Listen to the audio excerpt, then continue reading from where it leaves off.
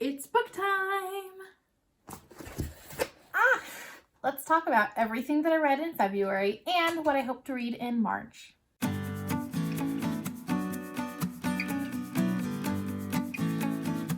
Hello, my name is Emily Crow from The Cozy Crow and welcome to my YouTube channel. In this video, I'm going to share with you today about everything I read in February and what I hope to read in March. I know we're a few days into March, but my schedule's been a bit crazy. You can probably hear and see, but I got braces about a week ago. I'm still struggling to talk a little bit, so I do apologize for that, but my teeth feel a lot better. They don't hurt nearly as bad. This is my first time with orthodontics, and so it's been an experience. But between that and then my work schedule, I work full-time as a nurse. My schedule hasn't been conducive for me filming prior to today. So we are a few days into March. Hopefully I can get this video out pretty quickly though, and let's just jump right into it. In the month of February, I read 11 books, and that's a little bit less than January, but honestly, it doesn't even really matter. I feel like that's still a really good amount. The problem with February is for some reason, I could not finish books. It felt like I was in the middle of so many different things at the same time, and I just wasn't close to finishing on any of them. And so it almost felt like a slog because nothing was getting finished, if that makes sense. So I have a whole section in the middle of my month where I didn't finish anything for like 2 weeks. And it kind of threw off my mojo a little bit. But then I read a bunch at the very beginning of March because I finally finished the books I didn't get to finish in February. So next month should also be really interesting to see what all I finished. I've already read 7 books in March, which is crazy. So make sure to hit the subscribe button down below so you can be notified whenever I post the next video, and you can follow along on my reading journey this year. But let's talk about the books that I read in February. The first book I finished in February was Well Traveled by Deluca, and I enjoyed this book. This is the 4th book in a series set in a modern day small town where there's a Renaissance festival that they hold as a fundraiser for the high school. And I've read all the other books before. This is the final book in the series, and I did not like this as much as some of the other books. This book specifically follows Lulu, who is Mitch's cousin. That you meet Lulu, I think, in the 3rd book. And then Dax, who is part of this traveling group of performers that goes to different Renaissance festivals in the area. Dax is known as a playboy. You see their relationship progress as Lulu leaves her corporate job in a big huff because she realizes what she's doing is not going to get her anywhere. And so she takes a break, steps away from that, starts working at the Renaissance Fair, and gets to know Dax better. Did I call him Dax earlier? His name is Dex. This book, I rated a 4-star. I still really liked it. I really like Deluca's writing. I really love Lulu as a character.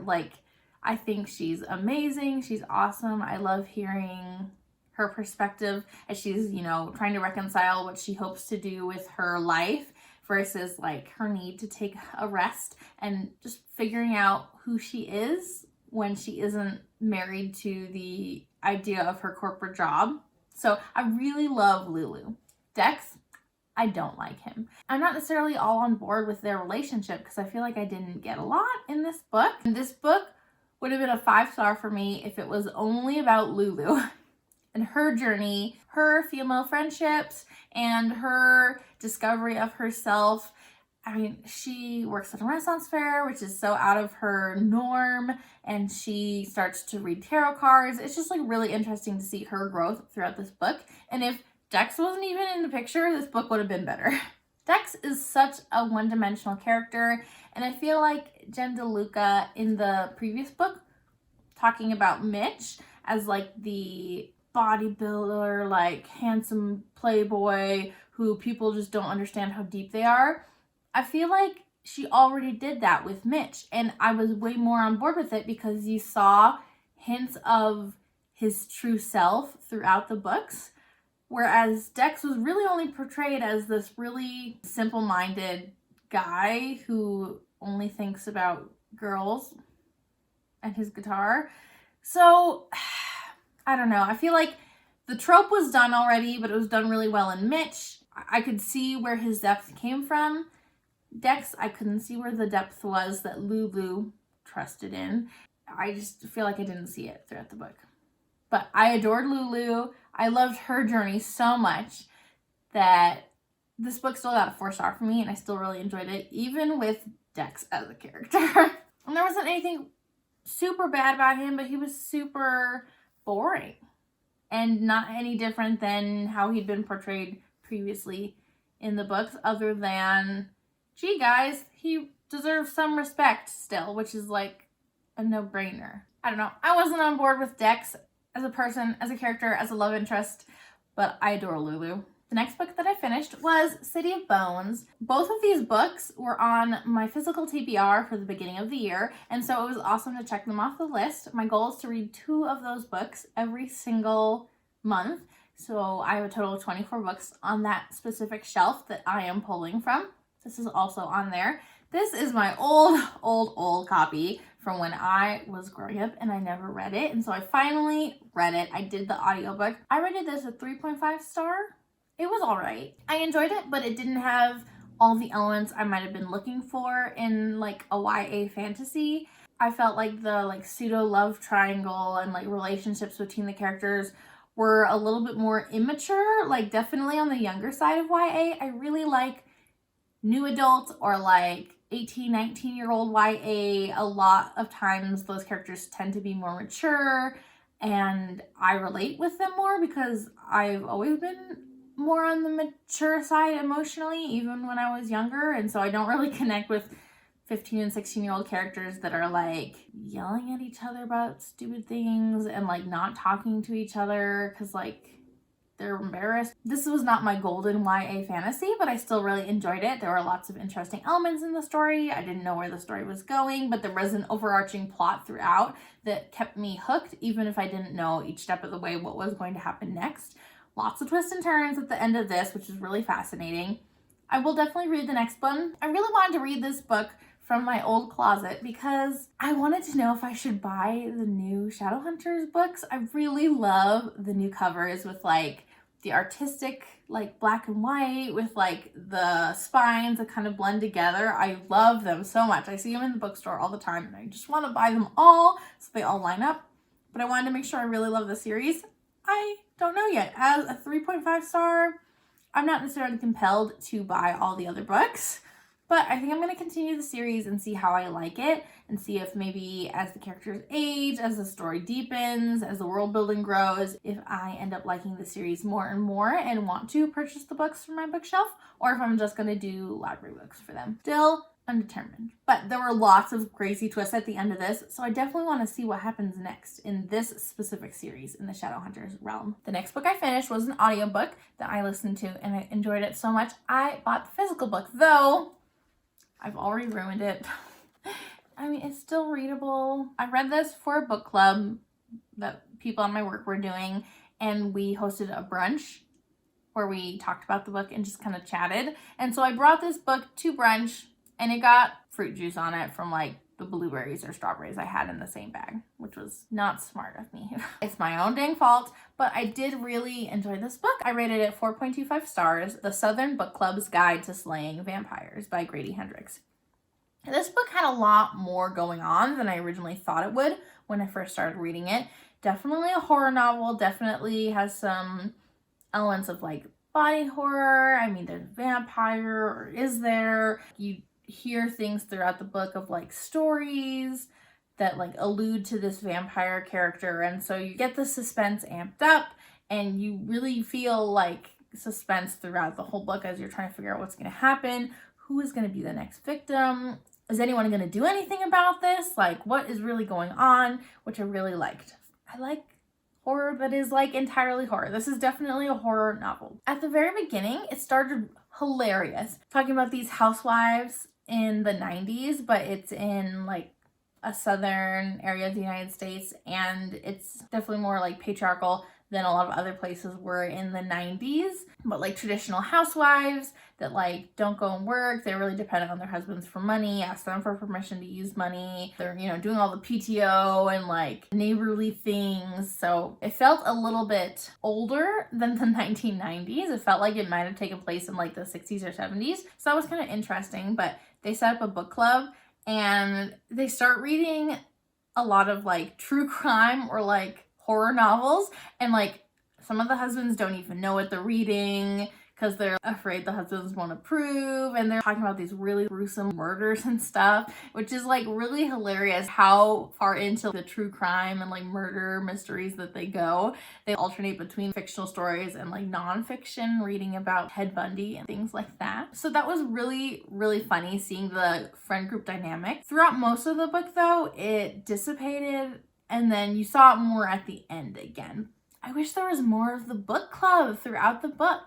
I also felt like there was a lot of social commentary that was really interesting to read about, that I really appreciated in this book. Lots of themes related to how people don't listen to women's concerns, people don't listen to children, people don't listen to Black people when their communities are being harmed, which are all very prevalent themes going on in our world today. So I really appreciate that, though Grady Hendrix is a white man. So I feel like if this book had been written by a Black woman, for example, it would have been off the charts for me. I would have loved it so much more because there would have been more to say in that dialogue. That was definitely not the main plot of the book, but a big contributing theme to this story. I really appreciated what he wrote about, but I also feel like it could have been more if a different author had written a book like this. If someone from a minority perspective had written about this, or this book was from the perspective of one of the mothers in this book club. But you also see as a prominent character this Black caregiver that does like housework and also has been like a healthcare assistant, a CNA type of caregiver for the main character's grandmother. And her name is, I think, Mrs. Green. She was awesome. I loved her so much. She was really like the driving factor in trying to figure out what was really going on. And she was like super boss lady. Like she worked so hard. She was super passionate. She ended up doing the dirty work that needed to be done. Like, I loved her, and if this book had been from her perspective, I think I would have loved this even more. This book was great. I really enjoyed it, a 4.25 star, but there were a couple things that could have made it even better for me. I think I really like books that have lots of layers. Some of my favorite books aren't just a fantasy. Science fiction with like literary elements, or a horror with some like historical commentary, or a historical fantasy with like romantic subplots, or, you know, just like multiple layers going on to like frame the story. And so that's what I really liked about this book, that it had a lot more deeper discussion and themes in addition to the horror of it. Not my favorite vampire story necessarily, but I think that's also, the book was a little bit on the longer side for me, and there were a lot of frustrating moments with the characters, but I did really like how they were portrayed, and especially like the main character and a few supporting characters had like multiple facets in their personality. Not all the supporting characters, especially the men, were very like single-minded and kind of ignored the women, which was frustrating. So there were frustrating things about this book, but a lot of the frustrating things were intentional. So I really enjoyed it. The next book that I read was Ninth House by Leigh Bardugo. 5 stars. I love this book. Dark academia with some fantasy mixed in. I saw that Barnes & Noble had this exclusive edition for this book, and then there's an exclusive for Hellbent, which is the second book in the series, and I really wanted them because they're so pretty, and so I made sure to read Ninth House so I would know if I wanted to purchase the exclusive editions, and the answer was yes. I loved it. This book takes place at Yale, and there's actually a bunch of secret societies that do exist at Yale, but in this book they all have magical properties that they engage in, different types of like divination and things that they specialize in. Alex Stern is the main character. She's been selected to kind of train to oversee all of these secret societies and their magic and make sure that no one is stepping outside of their boundaries and that everything is safe, especially for the people who are not involved in these magic societies, just to make sure that like they can keep it under wraps and keep, you know, the regular townspeople safe. Super interesting, dark academia-wise, the vibe. It's really cool to hear how much of this is based on reality with like the secret societies existing and the locations of things. And it was just a really interesting premise, and it was just fascinating to learn about. I loved how the exclusive edition also has an annotated chapter, which was really fun to read. And I just really enjoyed it. It had me guessing the whole time, like, what is really going on? It really sucked me in. It jumped timelines. And so I was like, what's actually going on? And I'd like jump back in time and learn more.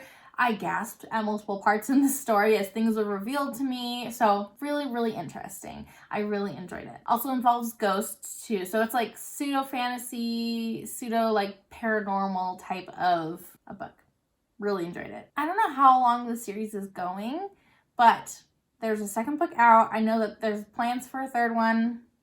I'll definitely read the next one. Not sure when, but I have a copy of it. So when I'm feeling in the mood, I'll definitely pick the next book up. The next book that I read in February was Butcher and Blackbird. And if you are familiar with my channel, you may have seen that I did a vlog where I shared my experience reading this book, because I purchased Yarnaceous Fiber's book club box for the month of February, which was inspired by Butcher and Blackbird. There was yarn, there was a pattern for a knit cowl, and there were all sorts of goodies that you would open on certain pages of this book. So it was really fun to read along with this book.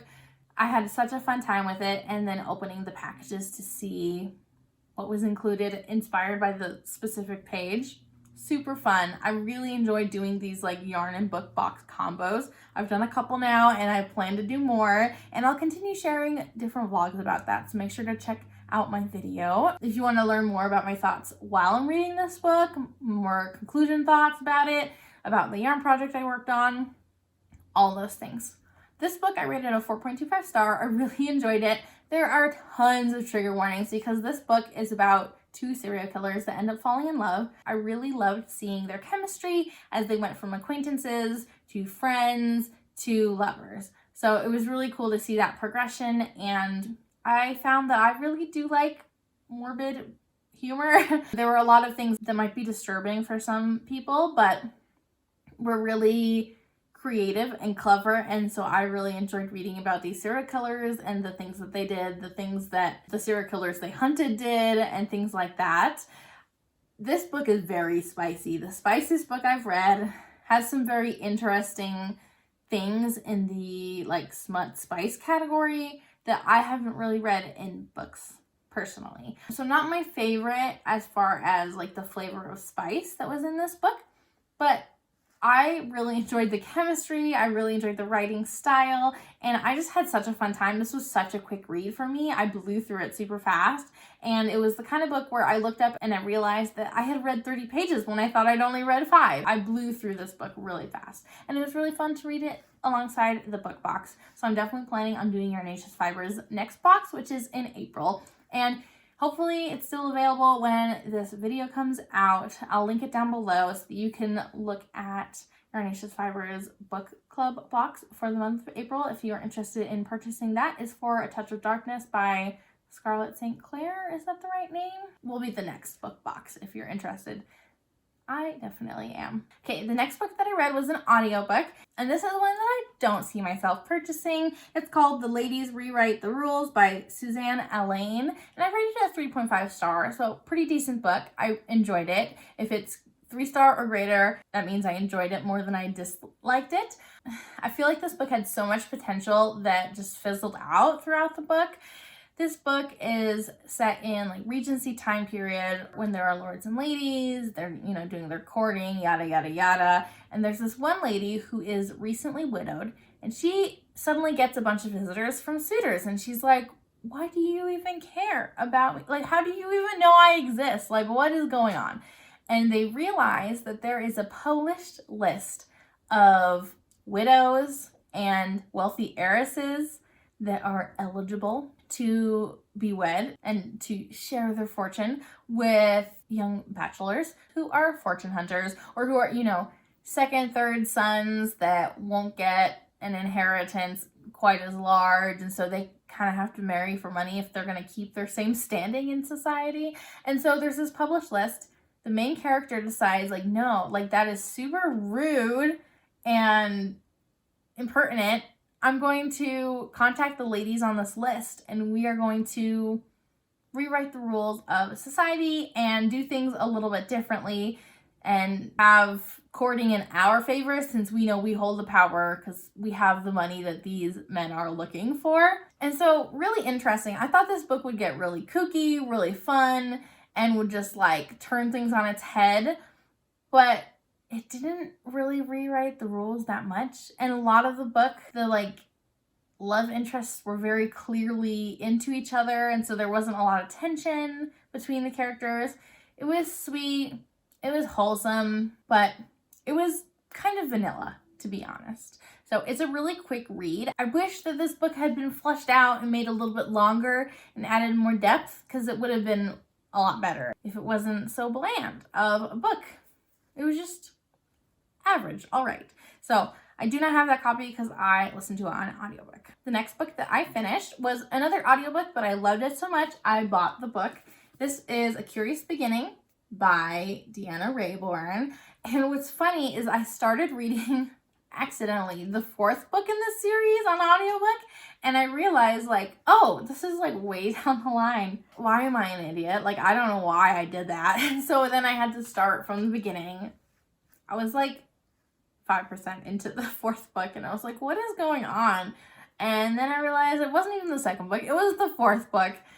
This is the first book in the series. Veronica Speedwell, she's an adult, but she's an orphan, and her aunts that were taking care of her have recently passed away.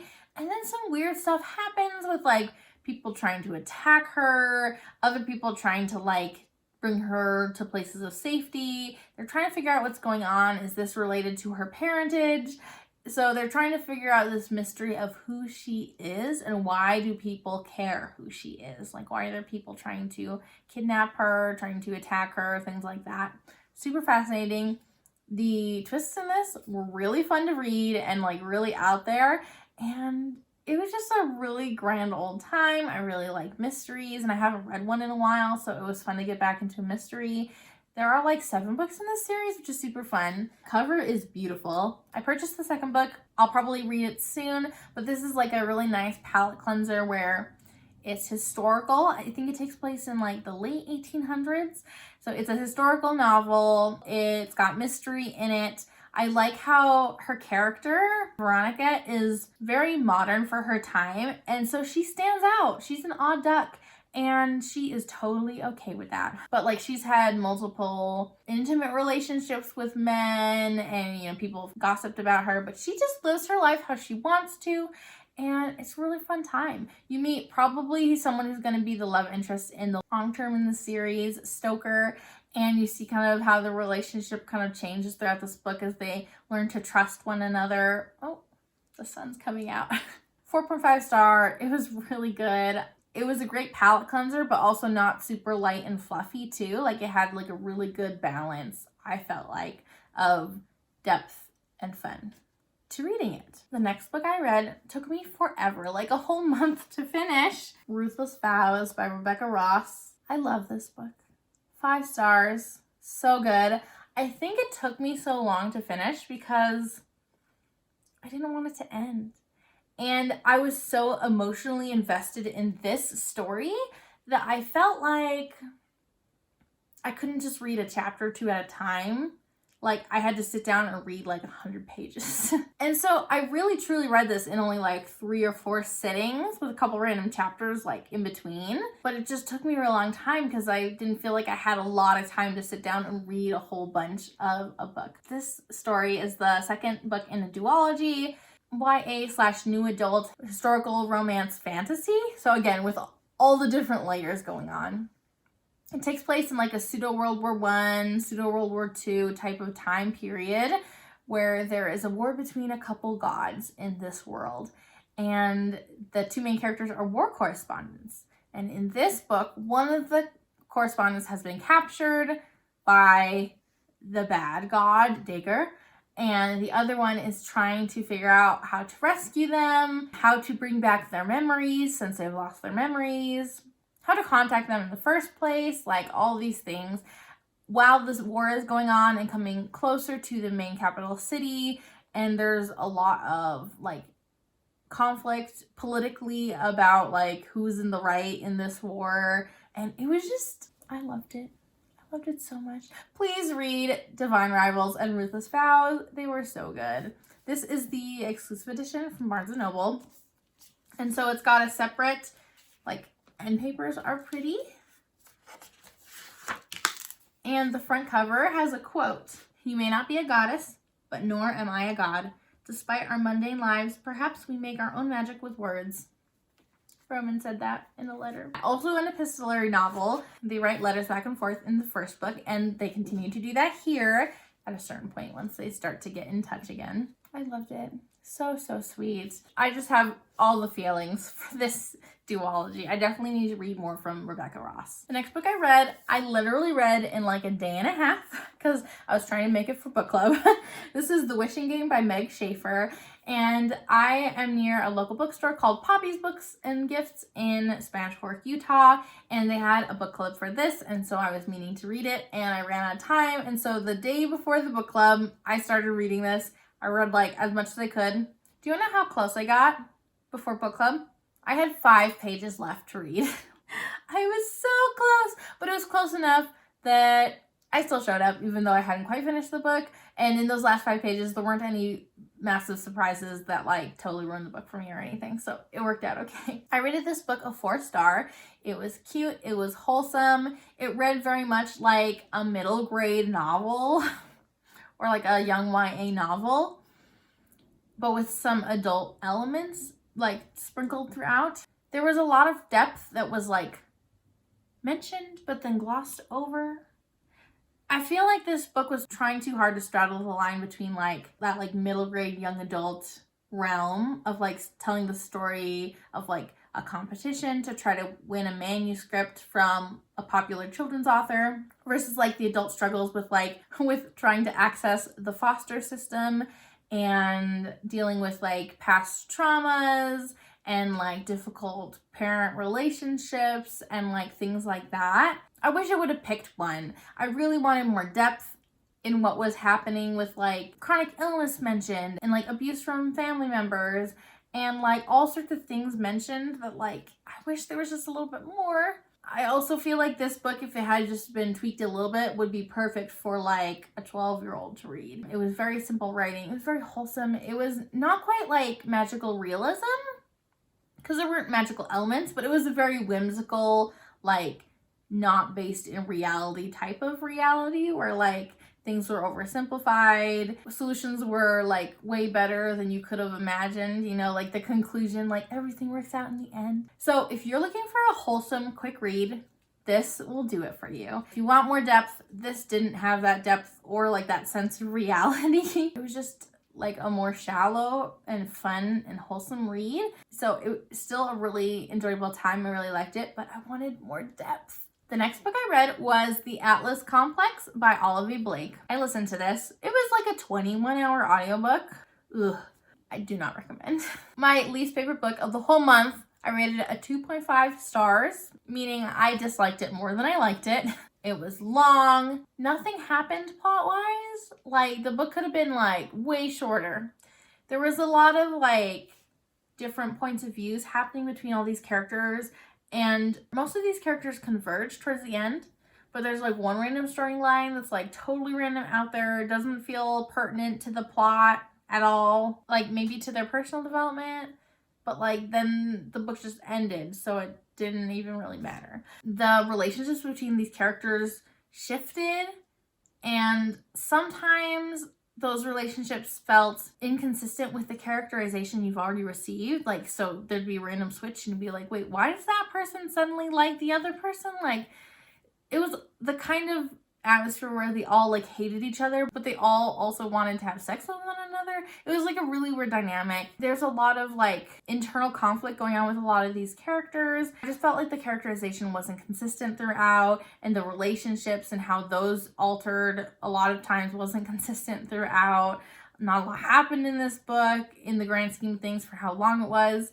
In a lot of ways, this book felt like it was trying so hard to be philosophical that like it was too smart for its own good and like ended up not making sense. So not like a great reading experience, definitely not worth my time doing this on audiobook, but I finished the trilogy. I'm all done. I really liked Atlas 6, but the other 2 books in this trilogy I did not really enjoy. The last book I finished in February was, this was a long one coming, A Stash of One's Own by Clara Parks. This is an anthology with like 21 or 22 different essays from designers, yarn companies. There's even like a shepherd included in here. Basically people within the fiber arts world and their stories on yarn stash. I liked this book. It felt a lot longer than it was. It's like 180 pages, so it should be a really quick read. None of the essays were particularly long, but it felt like, for the most part, these essays were very one note. And like, yeah, everyone's stash looks different, but like everyone's stash is good and can inspire you to create. So you do you was like the theme of this book. I wish there was maybe like a wider theme so they could have branched out a little bit more in like the types of essays that were included. Every essay I read I enjoyed. There was like 1 or 2 that like stood out a little bit more to me, but other than that they all kind of blended together. I rated this a 3.5 star. My full vlog and review should be coming really soon if I can get a chance to edit it, because I did film some of my experience along the way of reading this book. I had lots of tabs. I tried tabbing for the first time. It was a little bit stressful and overwhelming, so I'm not sure how much I'll tab in the future, but I found lots of things that were like, oh, funny one-liners or things to think about in examining my own stash. But for the most part, it didn't cause me to do a lot of soul searching. It just made me feel good about the stash that I have. Which, yes, I have a yarn stash. Those are the 11 books that I read in February. Let's talk about the things I hope to read in March. I've got a huge stack of potential TBR reads that I want to share with you just super quick. Like I mentioned, I've already read a few books in the month of March, and so I'm not talking about any of those. You'll have to wait till next month to hear about what books I finished. But these are all the books that I have not yet finished that I want to share with you. I think I will finish or potentially will finish in March. So first book on the stack is Assassin's Blade by Sarah J. Maas. Wait. Oh my gosh. I was like really confused. I was like, why am I talking about Assassin's Blade if I didn't talk about Crown of Midnight today? It's because I finished it at the beginning of March. I literally just talked about this. But I did finish Crown of Midnight and I started Assassin's Blade immediately. I'm still only like probably like 30 pages in, so I've got a long way to go, but I hope to finish this in March. This is my current audiobook. I've loved the series so far, so I bought a physical copy, and I also like to kind of mark how far along I am in it. It kind of helps me visually to feel like I'm making progress when maybe it's hard on the audiobook or on the ebook. So that's the first book I hope to finish. And then my current ebook is Rule of Wolves by Leigh Bardugo. I've really enjoyed her writing in general. This is the last Grisha book novel that I need to read to finish reading all of them. I'm so excited. I finished Shadow and Bone last year, and I think I read Six of Crows duology the year before that, potentially, so a little bit out of order. This is the second book in the King of Scars duology that's about King Nikolai. So it takes place a couple years after the Six of Crows duology, and there's some interesting things that have come up. I'm really enjoying Nina's perspective in this book. It definitely feels like everything is coming together from the previous trilogy and duology. You know, the characters that have started throughout, you know, some closure on some of the villains you've seen. And so it's really interesting to see it all come together.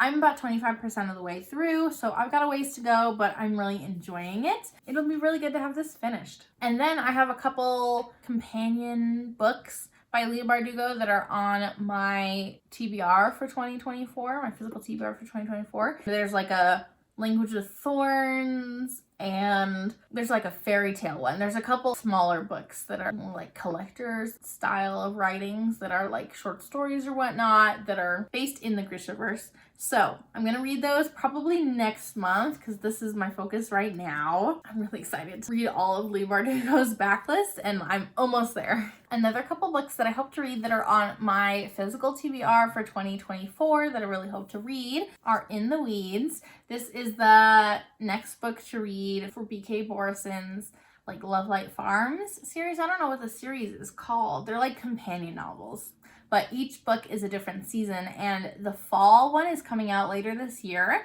This is the spring book. So I read the winter book already. I'll do spring, and then I'll do the summer book in a few months. I really hope to read the book for spring this month. It's about Evelyn St. James, who is like the social media influencer mentioned in the first book, and Beckett, who is like the handyman gruff guy on Love Light Farms. So small town romance. I'm really excited to see kind of where this goes, because I did enjoy Love Light Farms quite a bit. And then this is The Very Secret Society of Irregular Witches by Sangu Mandana, and the second book is coming out, I think, in April, and so I really want to read this earlier in the year so I can be ready to read the second one. I've heard really good things about this as like a cozy fantasy with some witchy vibes, and that it should just be like really wholesome. It looks like there's a witch that ends up helping out a house for young witches and like teaching the young witches things. So I'm really excited to read that too. It should be nice and cozy and cute to read. And then the final book that I have set aside to read this month from my physical TBR is Exit Strategy by Martha Wells. This is the fourth book in the Murderbot series. Fourth book, it's a novella, so it should be a really quick read. These novellas I can read in like a day or two, which is really fun. I haven't read a Murderbot book in a couple months, and so I'm excited to get back into it. This has been a nice palette cleanser series. I really love sci-fi, and it's very cozy. It's fun seeing how human Murderbot is, and as they are interacting with the world. They're very relatable as like socially awkward and kind of introverted, but also still trying to do good things to the people around them, even if they claim that they don't like humans. So I really love Murderbot. I'm excited to read the next book in the series.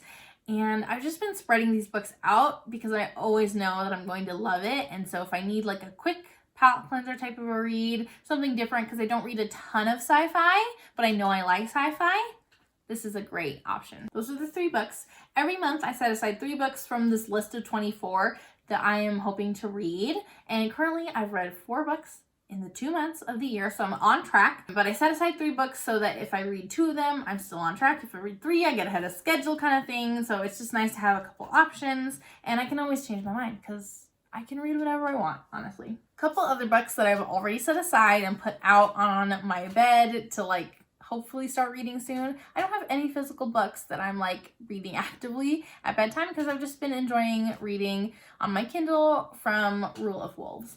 But if I'm gonna start a physical book, these are the other 2 that are like on my brain that I kind of want to start. This is Done and Dusted by Lila Sage.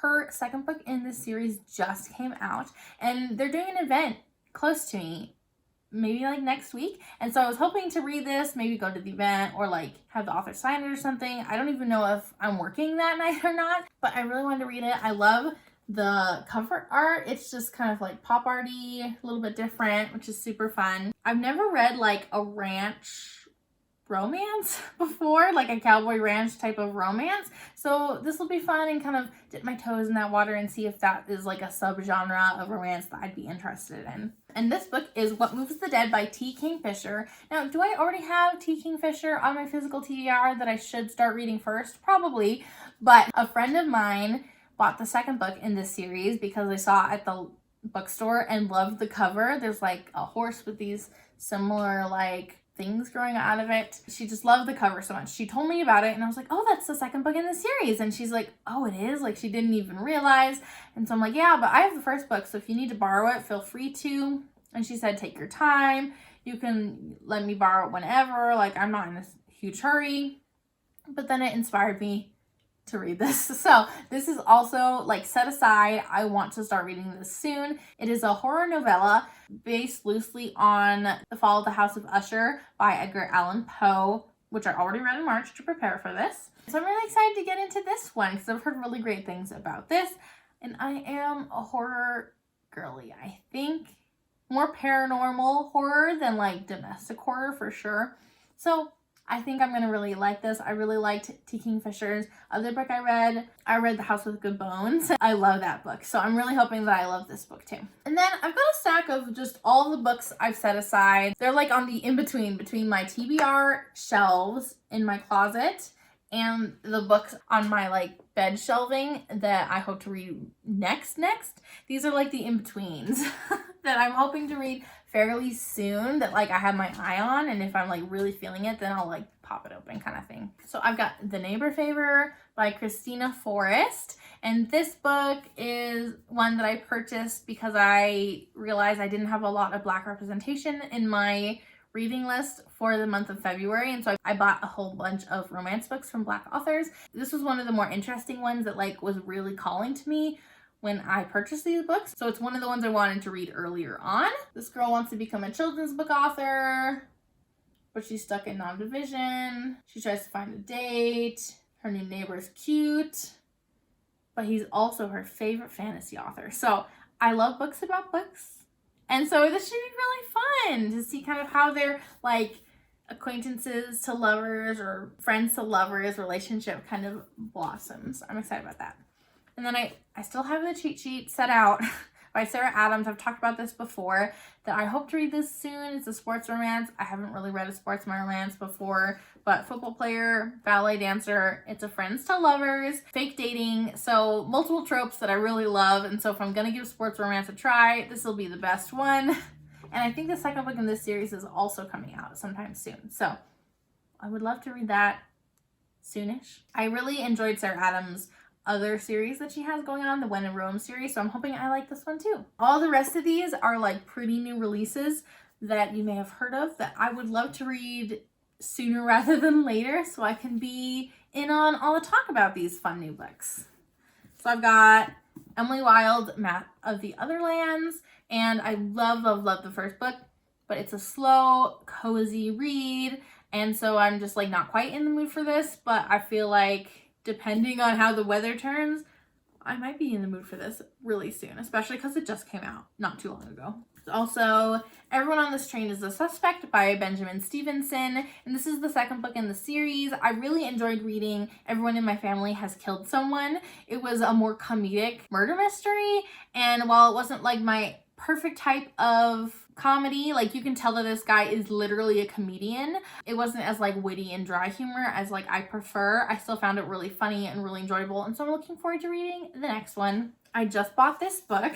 I've seen it on Threads talked about, actually. Like for some reason that author has been popping up on my feed, and so it's been really fun to see, and so I wanted to buy it. I bought the last one at Barnes & Noble. This is Laura of the Wilds. Laura is the name of the main character. The author is Annalise Sabrana, and this is a fantasy, a stunning romantasy. There's fae, there's a human. Yeah, we'll see kind of what happens. I don't know a lot about this, but I like the cover, so I bought it. And I think also following the author, I think this is her debut novel. Following the author on Threads makes me like really inspired to support that author too. And then this book, I'd seen around a little bit, but mostly it's got like blue metallic edging on the papers, which is so pretty. This is called A Fate Inked in Blood by Danielle L. Jensen. It's the first book in a fantasy series. Do I need to start another fantasy series? I really don't. But it's inspired by some Norse mythology, I think. Yeah, her name is Freya. It's totally Norse. I don't really know anything else about it. It just is beautiful. I've heard great things about this fantasy. And I don't mind romantasy as a genre necessarily, but I do really like a lot of plot and world building and backstory, so I tend to lean more towards fantasy with romance subplots than like a romantasy type of book. This seems like it kind of fits the category of the books I tend to like more. So we'll see how I like it. It's fun to go through and read books that I'm like really wanting to read or that I've wanted to read for a while, but it's also fun to read books that everyone else is reading so I can talk to people about it and kind of be like up on what's happening in the publishing world. So I've got quite the spread here of books that I hope to read in March, and we'll kind of see what I end up reading, what I end up finishing, and also what kind of audiobooks I end up coming across, because those tend to be a lot less predictable for me than the physical copies of books that I hope to read. So make sure to subscribe down below if you're interested in continuing on my journey and seeing what else I end up reading, especially next month as I share everything that I read in March, because I've already almost reached the same amount of books as in February, and it's only like March 8th. So I'm sure I'm going to read a lot more books throughout the month of March. You can follow along with me here on YouTube or on Instagram as well. You are definitely welcome to come there. Let me know down below any books that you have read recently that you would recommend to me, that you think everyone should read. And also if you read any of these books I've talked about today, so we can have a fun little chat down below. I love sharing books with you guys, and that's why I'm here. Until next time, happy reading. Bye!